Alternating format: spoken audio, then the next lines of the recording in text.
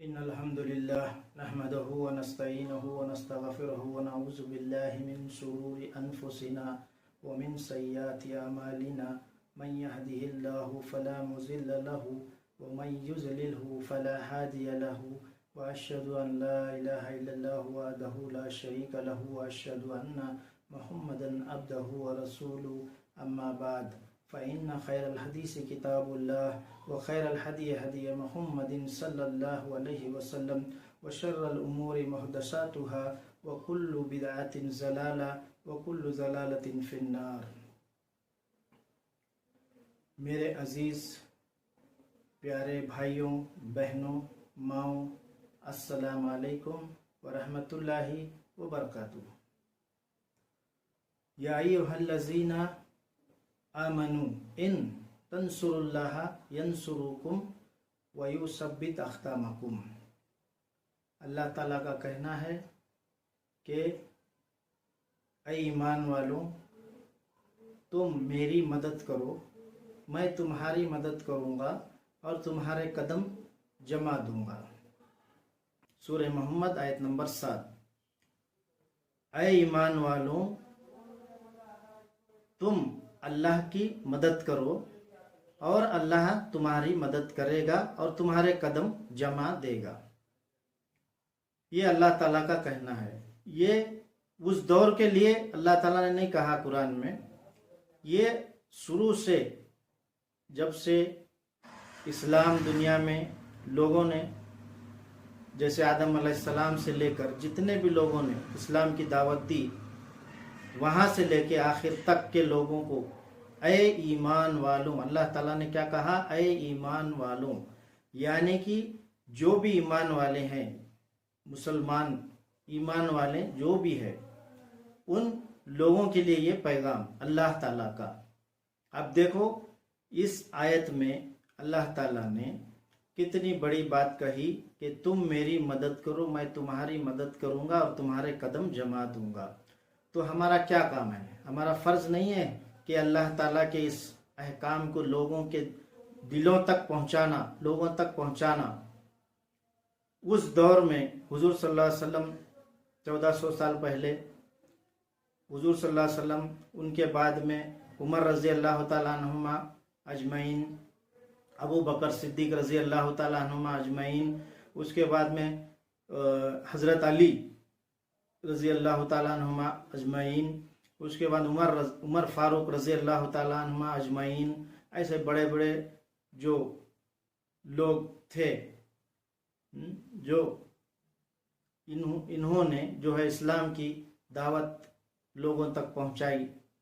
حضور صلی اللہ علیہ وسلم سے لے کر آخر قیامت تک کے جو ہے اللہ تعالیٰ نے کہا کہ تم میری مدد کرو، میں تمہاری مدد کروں گا۔ حضور صلی اللہ علیہ وسلم سے لے کے آدم علیہ السلام سے لے کر کے آخرت تک کے لوگوں کے لیے یہ پیغام اللہ تعالیٰ نے کہا ہے۔ سورہ محمد آیت نمبر 7۔ یہ جتنے بھی لوگ آج کے دور میں جو اسلام کی دعوتیں دے رہے ہیں، اسی طریقے سے ہر مسلمان، ہر مومن کے لیے ہے یہ پیغام۔ یہ نہیں کہ ہمارا کام بچوں کو سنبھالنا، کھانا پینا، کمانا اور کل کے لیے جو ہے سوچنا کہ کیا ہے کیا نہیں، یہ صرف یہ کام نہیں ہے، تو جانور بھی کرتے ہیں۔ تو ہمارا کام کیا ہے کہ دنیا میں جب اللہ تعالیٰ نے ہمیں اتنی نعمت دی، اتنی جو ہے نعمت دی، ہر چیز اللہ تعالیٰ نے انسان کے لیے پیدا کیے، بنائے ہر چیز، اور ہر وقت اللہ تعالیٰ کی جو ہے ہم شکر ادا کرنا لازم ہے، ضروری ہے۔ تو آج ہم اور آپ سوچیں گے کہ ہم نے کتنا پیغام جو ہے لوگوں تک پہنچایا۔ کیا ہم نے ہمارے دوست، ہمارے احباب، ہمارے رشتہ دار جتنے بھی ہیں محلے میں، آجو باجو پڑوس میں، کیا ہم نے اس کی دعوت دی؟ کیا ہم نے اس کو عام کیا، پہنچایا، اسلام کے بارے میں بتایا کہ ہمارے گھر کے پڑوس میں، باجو میں جو لوگ جو بھی ایمان والے ہیں، کیا ہم نے اسلام کی دعوت دی؟ کیا ان کو اسلام کا پیغام پہنچایا؟ یہ کام صرف جو ہے مومن کے لیے بھی ہے، اور جو مومن نہیں ہے ان کے لیے بھی ہے، جو غیر مسلم ہے ان کے لیے بھی یہ پیغام پہنچانا بہت ضروری ہے، لازم ہے۔ آج کے دور میں ہم اور آپ دیکھیں گے انڈیا، پاکستان میں، بنگلہ دیش میں، کہ ہمارے مومن بھائی ایمان والے کہتے ہیں، پھر کام کیا کر رہے ہیں؟ کس کی عبادت کر رہے ہیں؟ کس سے مانگ رہے ہیں؟ کس کی پوجا کرتے ہیں ایمان والے ہو کر کے؟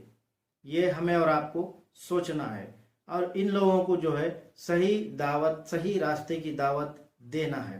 یہ ہم اور آپ کا کام ہے، سوچنا کہ ہم نے آج دن بھر میں ہم نے کیا لوگوں کو پیغام پہنچائے، کیا ہم نے لوگوں کو پیغام پہنچایا، اور کیا ہم نے جو ہے آج کے دور میں، آج کے حساب سے، جیسے آج میرا دوست ہے، میرے دوست کو میں نے ایک آیت بتائی ہے، کیا میں نے اس کو قرآن کی ایک آیت بتائی ہے؟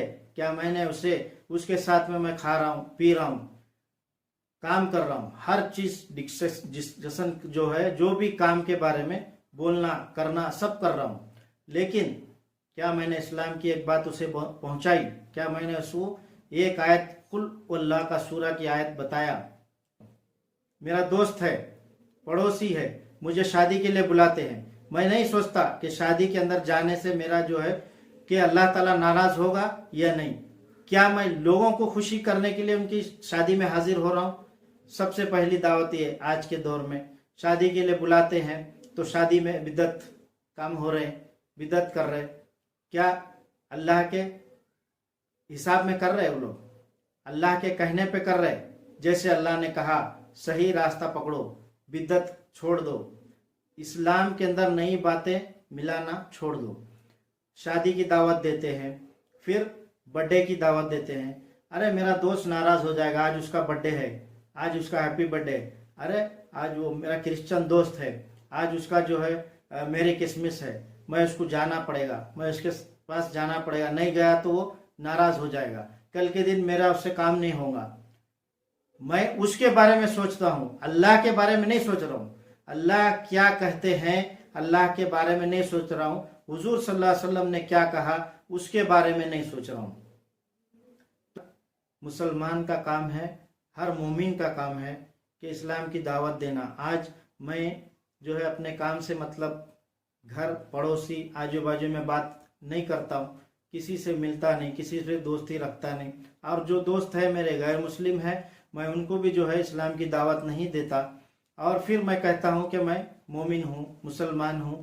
میں کس وجہ سے، کس بنا پر کہوں کہ میں مسلمان ہوں؟ کیا مجھے یہ شعبہ دیتا ہے کہ میں جو ہے اسلام کی دعوت نہیں دوں اور اسلام کے بارے میں کچھ بھی کسی کو ایک بات نہیں بتاؤں، اپنے رشتہ داروں کو نہیں بولوں؟